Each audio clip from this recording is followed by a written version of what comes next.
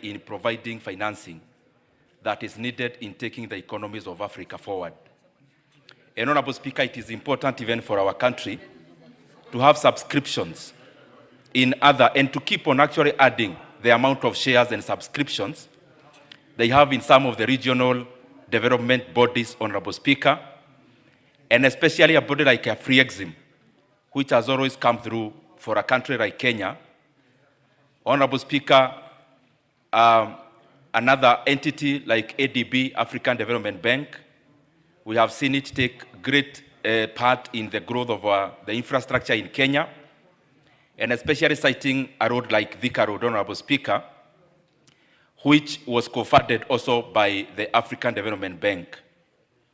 And Honorable Speaker, it goes to calling, and especially the leadership of the African countries, when we talk about the bodies like this, that actually addresses the same issues that we are grappling with as the economies in the global south and especially in the African continent, that we keep on just not giving the lip service, but the necessary support needed to grow the capitalization of these companies, to grow the core capital, to grow the shareholders' funds, so that these resources again can come back to the African continent in terms of funding critical infrastructure.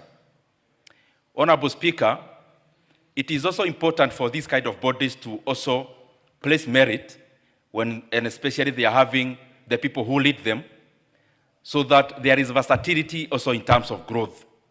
Because many times we see the leadership of these bodies and these institutions, we focus more on the region in terms of where they are coming from in the African continent. And Honorable Speaker, we don't give enough emphasis on the competencies of the people and especially who come at the helm of leading these organizations. Honorable Speaker, as I come to the close, we have seen in many countries and in many continents. Honorable Speaker, it's not a coincidence when we talk about the growth in the Asian tigers, and especially also across Asia. It is not a coincidence that one economy grows and the other neighboring economies also follow suit. It is not a coincidence that you find countries that are geographically located around one another, that when one of them leaps forward, the others also follow suit. It is deliberate, and some of them is actually catapulted, Honorable Speaker, by the regional banks which provide resources, both to the sovereign and also to the private sector, and especially in big-ticket private sector financing requirements. When you look at a country like China, for example, also, Honorable Speaker, beyond the normal commercial banks, we also have development banks owned by the government of China. This is almost similar bodies as the one we are discussing today, which mandate of these development banks, Honorable Speaker, comes into providing finances that most of the time the commercial banks will necessarily not afford, because they are able, out of their abundance of the core capital, they are able to fund huge ticket projects, both in the public sector and the private sector, and that goes a long way into growing economies. Honorable Speaker, I also want to call upon all of us, even as Kenya, to also look at models of economic growth. For example, for a country like Nigeria. Honorable Speaker, in the entire of Africa, Nigeria could be having the highest per capita concentration of black billionaires. Billionaires who are African and who are black. But Honorable Speaker, if you look at how these entrepreneurs grew, people like Aliko Dangote, the entrepreneurs in Globacom, like for example in Nigeria, entrepreneurs, the founders of UBA Bank, Access Bank, you will always find, including BUA Group, which spans across many sectors. You find that there is a lot of involvement of regional financing bodies, and especially precisely Safaricom. Safaricom has come a long way into actually shaping entrepreneurship in Nigeria, where we see big ticket private sector projects being financed even by these kind of financial institutions. And that is why it is important for Kenya to have subscriptions, but also for us to look inwards that the private people, the private entrepreneurs, and especially those who are launching huge projects, they find avenues of also getting not so exorbitantly priced financing from these kind of bodies, because we have seen it work, as I have said, in areas and regions like Asia.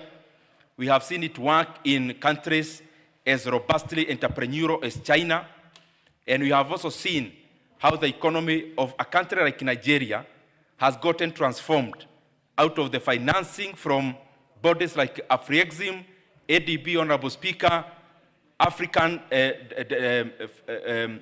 Finance Corporation, Honorable Speaker, and many of such.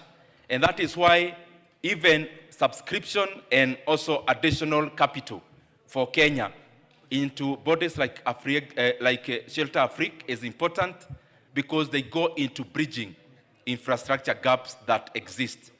Honorable Speaker, lastly, because we are discussing about financing, I know the Speaker gave a way forward in terms of what Kenyans woke up today in terms of the sale of Safaricom. And I'm putting it in here because, Honorable Speaker, a company like such, we have seen them actually funded by these kind of bodies like you are discussing today. And I'm happy the Speaker has already given a way forward that we need a robust public participation on the sale of Safaricom, because the way we are selling it at 34 shillings per share is grossly undervalued, and especially given the fact that Safaricom share was at 45 shillings in 2021 at a valuation of 1.8 trillion Kenya shillings, Honorable Speaker, and it will be a gross injustice to the Kenyan people when the National Treasury and government undersells such a priced asset as Safaricom, Honorable Speaker, and goes even away further of trying to securitize dividends that will be coming at future revenue from Safaricom. That beyond the consideration, the government is actually asking for dividend in advance.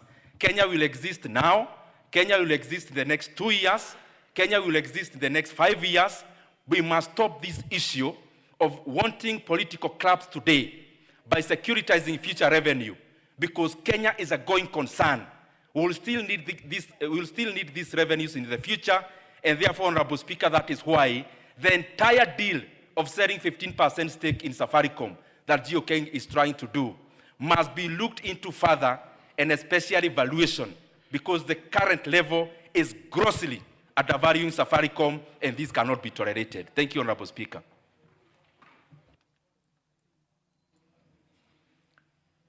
Yes.